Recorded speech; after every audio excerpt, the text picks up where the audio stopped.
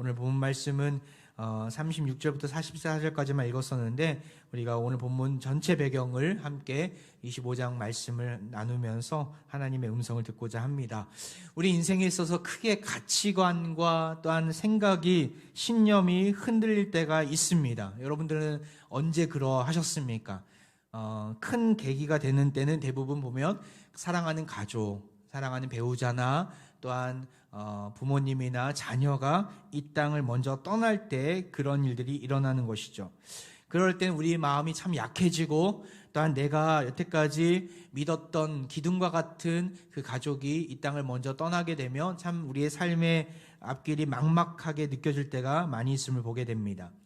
장례식을 참 많이 치르게 되는데 장례식 때마다 위로 예배뿐만 아니라 입간 예배, 또 발인 예배, 하간 예배, 그 예배를 주관할 때마다 참 유가족들의 마음을 저도 많이 헤아리려고 노력을 할 때가 있습니다. 그때마다 참 슬퍼하는 유가족들을 보면서 우리가 의지할 분은 오직 하나님이심을 함께 나누고 또한 위로를 드릴 때가 많이 있습니다. 저도 사춘기 시절에 아버지가 이 땅을 먼저 이렇게 소천하시면서 참 제 인생이 바뀌어지는, 제 인생이 변화되는 그런 계기를 맞이했던 적이 있었습니다. 그때 하나님을 만났고 또한 하나님이 나의 유일한 아버지시구나, 내가 주님을 위해서 살아야지, 믿음의 결단을 통해서 제 인생의 방향을 하나님께로 돌렸을 때가 있었습니다. 오늘 본문에 나온 다윗도 어쩌보면 지금 그러한 상황 가운데 있습니다. 우리가 지난 시간 보았던 사무엘상 24장까지만 해도 보면 다윗은 정말 믿음이 성숙한 인물로 우리에게 비춰졌습니다. 자신의 원수인 사울이 그 동굴에 들어왔을 때에도 그는 흔들리지 않고 부하들이 사울을 죽여야 된다라고 얘기하지만 그는 복수의 칼을 갈지 않고 사울을 살려주게 됩니다. 그저 사울의 옷자락만 베게 됩니다. 그것은 사울을 살려주었다라는 증거로서 우리 앞에 보여진 것이죠.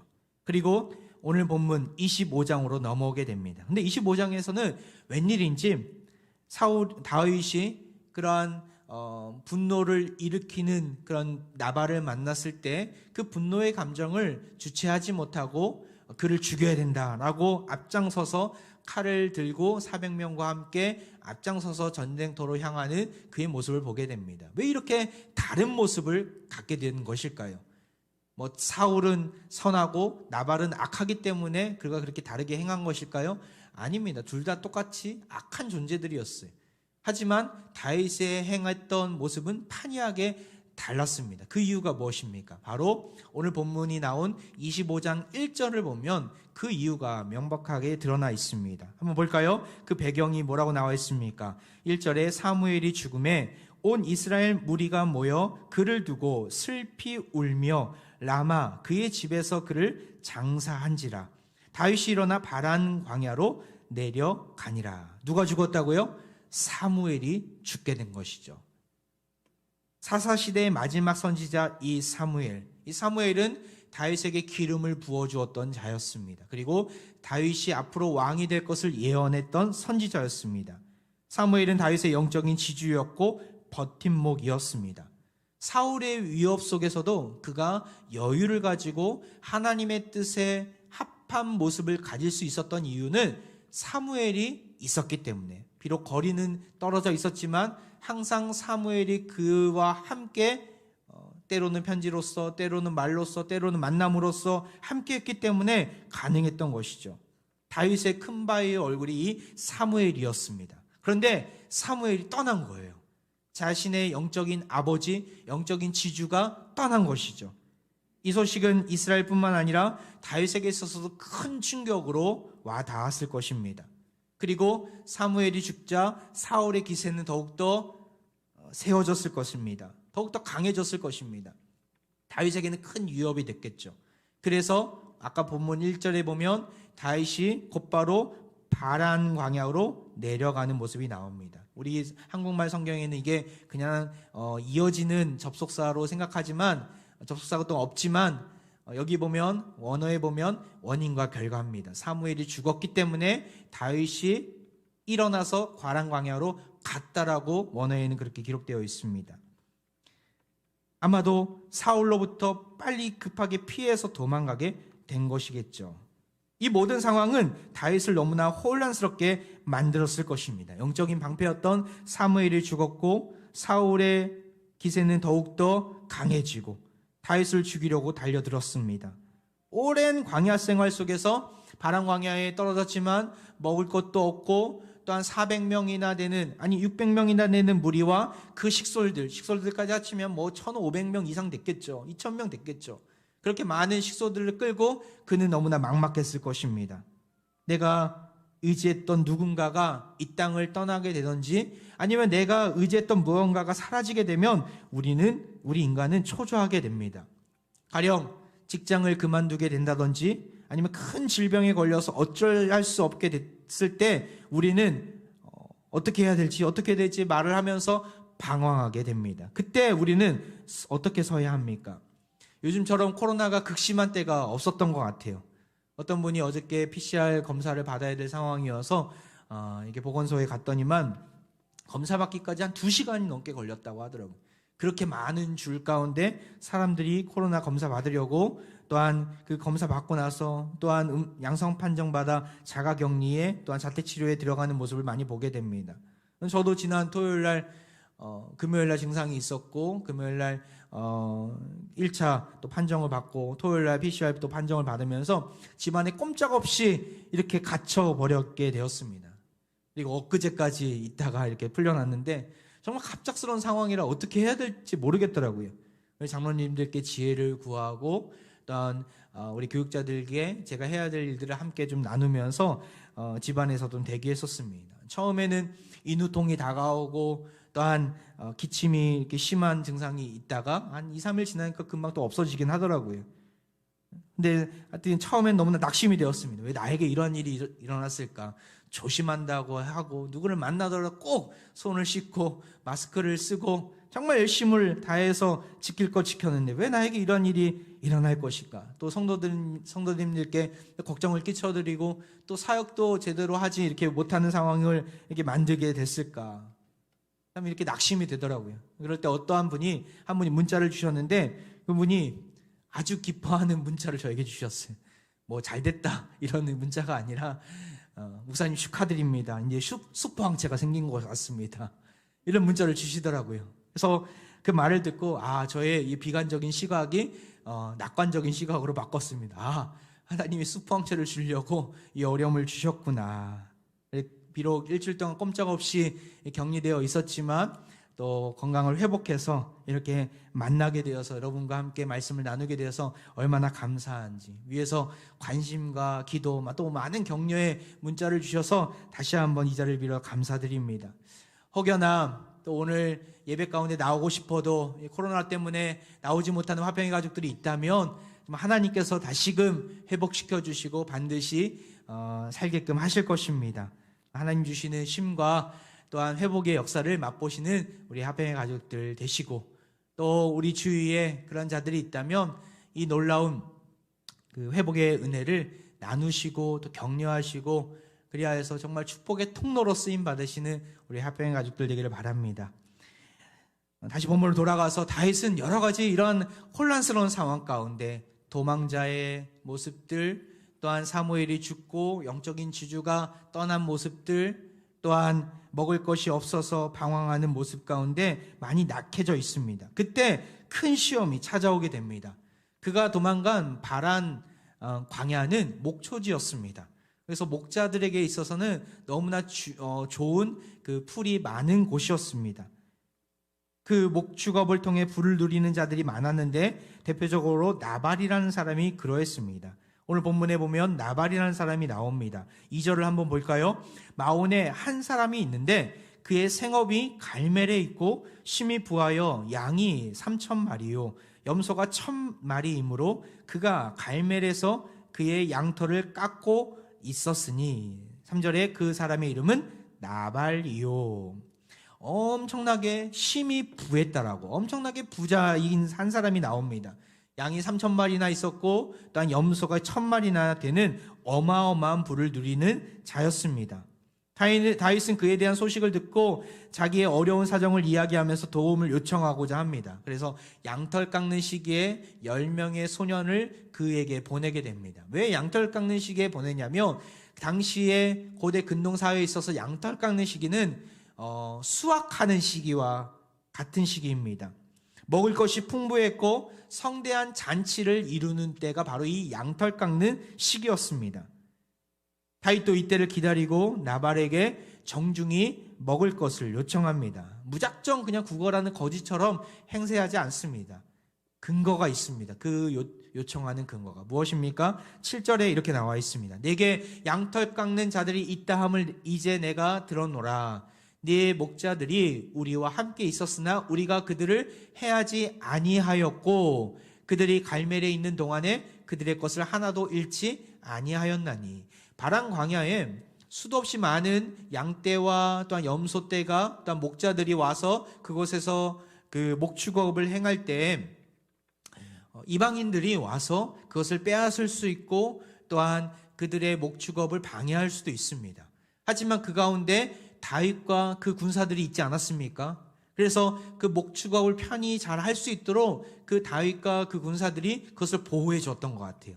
그래서 그것을 근거로 내가 당신들을 해하지 않았고 또한 당신들을 보호해 주었기 때문에 지금 이 양털 깎는 시기에 정말 많은 풍성한 먹을 것들이 있음을 아니까 그것을 좀 나누어 줬으면 좋겠습니다라고 정중히 요청하는 것이죠. 안타깝게도 나발은 이것을 단숨에 거절하게 됩니다. 이것을 그냥 거절하면서 미안하다. 내가 도와주고 싶지만 당신의 도움이 무엇인지 또한 당신이 우리를 위해서 어떻게 행했는지 내가 알고 있지만 지금 당신은 사울에게 쫓김을 당하고 있고 우리는 사울왕을 섬기는 이스라엘 백성들이기 때문에 당신을 마음껏 도와주지 못합니다. 이렇게 정중히 얘기를 했다면 다윗은 그것을 잘 깨닫고 그냥 등을 돌렸을 것입니다. 하지만 그렇게 하지 않습니다. 뭐라고 그를 향해서 하대하고 있습니까? 10절에 나옵니다. 나발이 다윗의 사원들에게 대답하여 이르되 다윗은 누구며 이사야의 아들은 누구냐? 요즘에 각기 주인에게서 억지로 떠나는 종이 많도다. 11절의 중간에 보면 어디서 왔는지도 알지 못하는 자들에게 주겠느냐 한지라. 단순히 거절하는 수준이 아닙니다. 다윗을 무시해도 개무시하는 내용이 여기 나와 있습니다. 다윗이 누구냐? 내가 듣도 보다 못하는 사람이다. 마치 다윗을 삥 뜯는 어떤 깡패처럼 생각을 하면서 그 다윗의 정체성 자체를 부인하고 존재 자체를 무시하는 모욕을 주는 나발의 모습이 여기에 잘 고스란히 드러나 있는 것이죠. 이 이야기를 듣고 다윗은 이성을 잃게 됩니다. 24장에서 사울을 목전에 두고 사울을 살려주었던 그 다윗의 여유 있는 마음이 여기서는 보이지 않습니다. 400명과 함께 칼을 차고 앞장서서 전쟁을 치르고자 하는 다윗의 모습이 보이는 것이죠. 다윗은 사무엘이 죽고 너무나 곤비방 가운데 있었어요. 나발을 용서할 수 있는 그 여유가 전혀 보이지 않습니다. 흥분하면서 분노에 차 있는 그 다윗의 얼굴이 우리는 이 본문 속에서 발견하게 됩니다. 다윗이 칼을 차고 다가온다는 소식을 듣고 급히 아비가일이 등장하게 됩니다. 여러분, 아비가일이 누구입니까? 우리가 아까 보았던 3절에 이렇게 나와 있습니다. 그 사람의 이름은 나발이요 그의 아내의 이름은 아비가일이라. 그 여자는 총명하고 용모가 아름다우나. 아비가일이라는 한 여인이 등장하게 됩니다. 총명하고 아름다운 여인이었죠. 단순히 세상적으로 잘생기고 또한 현숙한 여인만을 의미하지 않습니다. 하나님의 뜻을 잘 이해하고 하나님의 시각을 가진 그 여인이라는 거예요. 그녀는 다윗이 칼을 차고 자신들을 향해서 온다는 소식을 듣고 급히 서둘러서 떡과 포도주, 양고기, 산의 진미로 가득한 도시락을 챙겨서 먼저 그것을 싸서 보냅니다. 그리고 그녀가 그 뒤따라서 가게 됩니다. 결국 다윗을 만나서 자초지정을 이야기하면서 지혜로운 말로 다윗을 설득하게 됩니다. 한번 볼까요? 뭐라고 설득하고 있습니까? 28절이에요. 우리 같이 한번 읽어볼까요? 28절 시작. 주의 여종의 허물을 용서하여 주옵소서. 여호와께서 반드시 내 주를 위하여 든든한 집을 세우시리니 이는 내 주께서 여호와의 싸움을 싸우심이요 내 주의 일생에 내 주에게서 악한 일을 찾을 수 없음이니이다. 다윗이 앞으로 하게 될 일을 다시금 알게 하는 거예요. 주지시키는 거예요. 당신은 앞으로 하나님께서 준비한 든든한 집을 세울 것이다. 하나님이 당신을 통해서 세우게 될 것이다. 그리고 하나님께서 싸우실 것이다.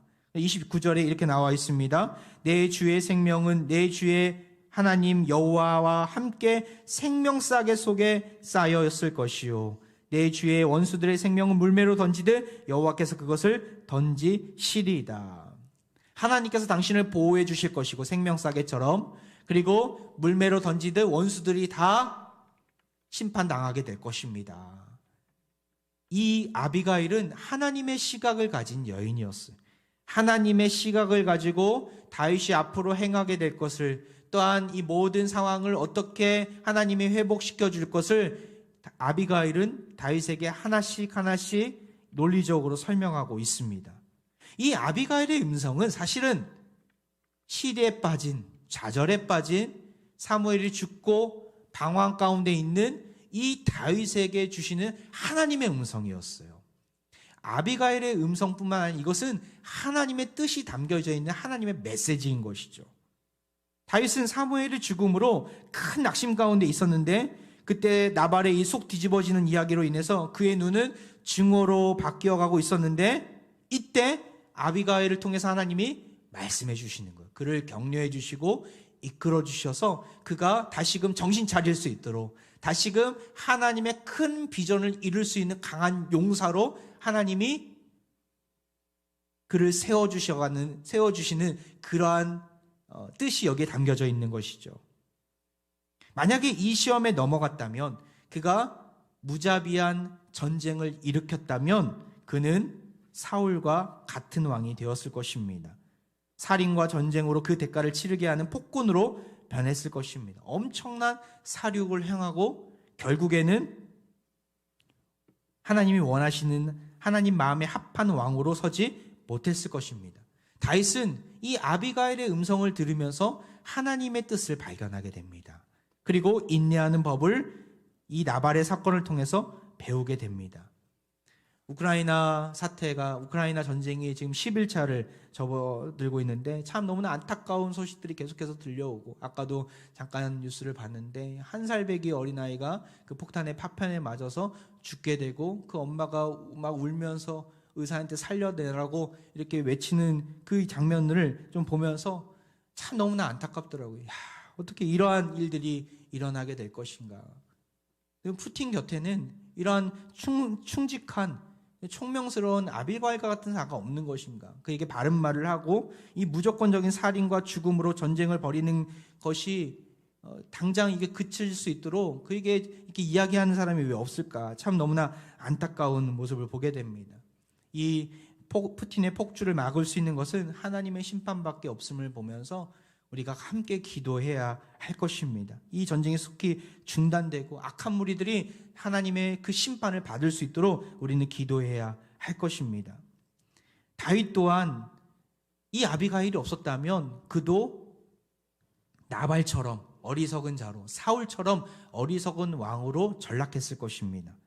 하지만 하나님은 아비가일을 보내주셨습니다. 그래서 믿음의 시각을 가지고 다윗이 앞으로 어떻게 될 것임을, 어떻게 왕으로서 쓰임받을 것임을 듣게 되는 것이죠. 30절에도 나옵니다. 여호와께서 내 주에 대하여 하신 말씀대로 모든 선을 내 주에게 행하사 내 주를 이스라엘의 지도자로 세우실 때에, 31절 우리 같이 좀 긴데 한번 읽겠습니다. 시작. 내 주께서 무죄한 피를 흘리셨다든지 내 주께서 친히 보복하셨다든지 함으로 말미암아 슬퍼하실 것도 없고 내 주의 마음에 걸리는 것도 없으시리니 다만 여호와께서 내 주를 후대하실 때에 원하건대 내 주의 여종을 생각하소서 하니라. 아비가일은 다윗이 지도자가 되었을 때 이 사건으로 인해서 큰 오점을 남길 것을 염려하고 있었어요. 너무나 하나님의 시각으로 앞을 바라보면서 지금 다윗에게 설명하고 있는 거예요. 다윗도 못 보는 내용을. 다윗은 그냥 흥분에 지금 차서 그 전쟁을 일으키고자 칼을 차고 있는데, 아비가일은 믿음의 시각을 가지고 당신이 여기서 전쟁을 일으킨다면 앞으로 이것이 큰 걸림돌이 될 것입니다. 왕으로서 앞으로 쓰임받아야 되는데 이것이 당신의 발목을 잡을 것입니다. 큰 오점으로 이것이 될 것입니다 라고 염려하면서 그런 일이 되지 않도록 간곡하게 이야기하고 있는 것이죠. 다윗은 이 이야기를 듣고 나서 하나님을 찬양하게 됩니다. 그의 분노의 마음은 사라지게 되고 하나님께서 여기서 막으시는구나. 아비가일의 음성을 하나님의 음성을 듣고 하나님을 찬양하게 됩니다. 그리고 거기서 중단하게 되는 것이죠. 여러분, 우리 주변에 이런 아비가일과 같은 자들이 있습니까? 감사하시길 바랍니다. 내가 해야 되는 행동 하나하나를 꼬투리 잡으면서 막고 있는 분들이 있다면 그들을 향해서 불만과 또한 불평을 쏟아내는 인생이 아니라 하나님의 음성으로 우리가 들을 수 있는 여유를 가져야 합니다. 때로는 하나님께서 이러한 내 마음에 들지 않고 반대하는 세력이 있다 하더라도 하나님께서는 그들을 통해서 일하실 때가 있어요. 아비가일과 같은 자들을 통해서 하나님의 그 시각을 우리가 열 수 있도록 도와주시는 것이죠. 나발과 같은 자가 되어서는 안 됩니다. 나발은 어떤 자입니까? 바로 어리석은 바보라는 의미가 담겨져 있는 이 나발은 너무나 이름처럼 어리석은 자였어요. 자기의 멋대로 행동하고 흥분하면서 하나님의 시각을 갖지 못했던 자였습니다. 하지만 아비가일은 달랐습니다. 하나님이 원하시는 일이 무엇인지 잘 판단하고 그 뜻을 그 주변 인물들에게 나눠주고 알려줬던 여인이었죠. 우리 주위에 아비가일이 있다면 우린 그들의 이야기를 들으면서 동시에 우리 또한 아비가일로 쓰임받을 수 있습니다. 내 주위에 여러 시험과 환난으로 지쳐있는 자들이 있습니까?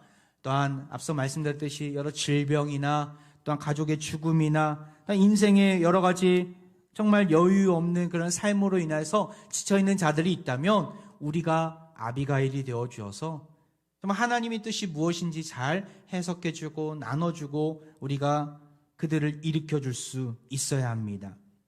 코로나로 인해서 참 많은 화평의 가족들이 자가격리와 자택치료의 가운데 있음을 보게 됩니다. 여기저기서 소식이 들려오고 저도 그분들에게 전화도 드리고 또한 위로도 해드릴 때가 있었는데 제가 당해보니까 코로나에 인해 고통 중에 있는 성도들의 마음을 조금이나마 좀 알겠더라고요. 특별히 가족이 없고 혼자 살고 계신 분들, 또한 가족 모두가 다 확진되어서 힘들어하시는 분들, 그분들은 그 약을 얻을 수 있는 방법이 생각보다 많지 않더라고요. 제한되어 있더라고요. 정부에서 이렇게 마련한 방법은 그 전화로 진단을 받고 처방을 받고 또한 약국에서 그 약을 찾아가라고 하는데 약을 찾아갈 수 있는 여유가 없는 거예요. 사람도 없고 주변 사람도 없고. 제가 당해보니까 그렇더라고요. 누구에게 부탁을 하는 것도 쉽지가 않고.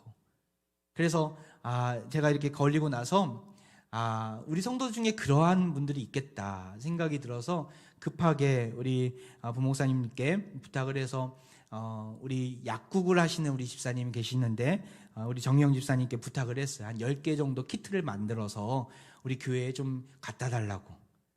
그래서 집사님이 저희가 원래 교회에서 살려고 했는데 감사하게도 이렇게 기증을 해주셔갖고 교회에 키트를 마련했습니다. 그래서 부목사님 통해서 또 광역마다 또 가정총무님들께 연락을 해서 혹시 가원들 중에 약을 구하지 못해서 힘들어하는 우리 가원들이 있다면 연락을 꼭 달라고 말씀드렸어요. 그래서 가정총무님이 갖다 드릴 수도 있고 또 우리 광역 목사님이 대신 그 집에 갖다 드릴 수도 있고.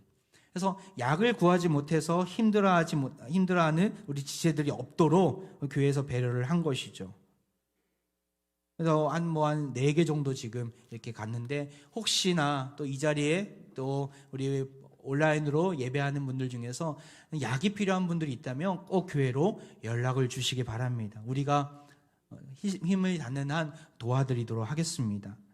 이 어둡고 삭막한 시대 속에서 질병과 전쟁이 가득한 세상 속에서 우리는 우리 주변 이웃들에게 아비가일이 되어줄 수 있습니다. 때로는 말로, 때로는 여러 가지 사랑의 모습으로 우리가 나눠주고 또한 일으켜주면서 그들이 하나님의 시각을 가지고 이 땅 가운데서 바른 인생을 살아갈 수 있도록 길잡이의 역할을 감당할 수 있습니다. 우리가 아비가일이 되어 주기를 바랍니다. 우리 주위에 연약한 자들에게, 연속되는 죄악의 사슬을 끊지 못하고 방황하고 있는 자들에게 사랑과 은혜를 나눠주면서 아비가일로서 쓰임받기를 원합니다. 그러할 때 세상은 보복과 심판이 아닌 평화와 사랑이 넘칠 것입니다. 우리 예수님이 오셔서 하신 일이 그거 아닙니까? 예수님이 칼로 인한 대결이 결코 옳은 방법이 아님을 예수님이 우리에게 보여주시지 않았습니까? 십자가에 달리기 직전에 겟세마네 동산에 누가 찾아오게 됩니까? 바로 대제사장들과 그 종들이, 또 군사들이 찾아오게 됩니다. 베드로는 이를 보고 흥분한 나머지 칼을 빼어서 그 군사 중에 한 명이었던 말고의 귀를 자르게 됩니다. 그때 예수님이 뭐라고 말씀하십니까? 마태복음 26장 52절. 이에 예수께서 이르시되 네 칼을 도로 칼집에 꽂으라. 칼을 가지는 자는 다 칼로 망하느니라. 칼을 가지는 자는, 칼을 쓰는 자는 칼로 망할 것임을 말씀하며 이 일은 결코 하나님 나라를 위한 일이 아님을, 도움이 되지 않음을 말씀하셨습니다. 그렇습니다. 대결을 낳게 됩니다. 칼을 쓰는 자는 칼로 망할 것입니다. 오늘 본문에 나온 나발의 최후를 보십시오. 37절 38절에 하나님께서 그를 어떻게 심판하시게 됩니까? 아침에 나발이 포도주에서 깬 후에 그의 아내가 그에게 이 일을 말하매 그가 낙담하여 몸이 돌과 같이 되었더니 38절 한 열흘 후에 여호와께서 나발을 치심에 그가 죽으니라. 그는 아비가일에게서 여태까지 있었던 이야기를 듣게 됩니다. 그때 낙담하게 됩니다. 이 낙담이라는 말의 의미는 마음이 죽었다라는 거예요. 기가 꺾였다라는 거예요. 기세가 꺾이고 자기의 잘못을 깨닫게 됩니다. 결국엔 그는 몸은 굳어지고 열흘 후에 직사하게 됩니다. 하나님이 나발을 쳐서 죽게 하신 것이죠. 다윗은 칼을 쓰지 않았습니다. 하지만 나발은 죽게 됩니다. 이 놀라운 영적인 비밀, 하나님의 방식을, 하나님의 방법을 깨달으시기 바랍니다. 아비가일의 예언대로 하나님은 다윗을 생명싸개로 보호해 주셨고 물맷돌로 나발을 심판해 주신 것이죠. 우리가 지지난주에 말씀을 들었던 것처럼 사울의 옷자락을 보면서 무슨 메시지를 들었습니까? 내가 하려고 하는 것이 아니라는 거예요. 원수를 갚는 것은 하나님이 하시는 일입니다. 하나님께 내어 맡기시길 바랍니다. 우리가 해야 되는 일은 뭡니까? 가장 지혜로운 일 무엇입니까? 하나님을 경배하고 하나님만을 신뢰하는 것입니다. 시편 121편 10절 말씀 같이 읽겠습니다. 시작. 여호와를 경외함이 지혜의 근본이라. 그의 계명을 지키는 자는 다 훌륭한 지각을 가진 자이니 여호와를 찬양함이 영원히 계속 되리로다. 할렐루야. 여호와 하나님만을 경외하고 하나님만을 신뢰하고 하나님 앞에 내어 맡길 때 우리에게 어떠한 상황이 있더라도 우리는 흔들리지 않고 주님만을 찬양하고 주님만을 경배하게 될 줄 믿습니다. 아비가일은 지혜로운 여인이었어요. 하나님을 경배하고 하나님만을 신뢰하라고 다윗에게 끊임없이 이야기하지 않았습니까? 결국엔 다윗도 그의 음성을 듣고 하나님의 메시지를 받고 하나님을 찬양하게 됩니다. 나에게도 이런 아비가일이 있었으면 좋겠다. 이런 바람이 있다면 여러분 낙심하지 마시기 바랍니다. 우리에게는 이미 아비가일이 있습니다. 그 아비가일이 누구입니까? 바로 성령님이에요. 성령님. 성령님이 우리 안에 내주하고 계시지 않았습니까? 우리가 기도와 말씀을 통해서 성령님은 하나님의 뜻을 깨닫게 하시고 우리를 일으켜 주십니다. 성령님이 이 땅 가운데 오셔서 하시는 일이 무엇입니까? 예수님이 이렇게 설명하십니다. 요한복음 14장 26절. 보혜사 곧 아버지께서 내 이름으로 보내실 성령 그가 너희에게 모든 것을 가르치고 내가 너희에게 말한 모든 것을 생각나게 하리라. 여기서 보혜사라는 말이 무엇입니까? 보혜사라는 의미는 보살피고 또한 진리로 은혜의 자리로 이끌어 주신다라는 의미가 담겨져 있습니다. 보혜사 되신 성령님은 우리를 진리로 은혜의 자리로 이끌어 주시는 분이십니다. 그렇기 때문에 우리가 성령님께 지혜를 구하면서 마땅히 원수 앞에 있어서도 또한 여러 환난과 고난 앞에 있어서도 우리가 흔들리지 않는 것이죠. 성령님이 우리 안에 계심을 여러분 믿으십니까? 성령님이 우리 안에 내주어 계시면 그 성령님을 따라서 행하시기 바랍니다. 갈라디아서 5장 16절 너희는 성령을 따라 행하라. 그리하면 육체의 욕심을 이루지 아니하리라. 아비가일 되신 성령님은 우리 안에 계십니다. 그 성령님께 귀를 기울이고 날마다 기도와 말씀의 자리에서 우리가 성령을 따라 행할 때 우리는 욕심의 자리, 육체의 자리가 아니라 생명의 자리, 진리의 자리에서 주님을 찬양하게 될 줄 믿습니다. 그러한 은혜가 사랑하는 모든 화평의 가족들에게 있기를 주의 이름으로 축원드립니다.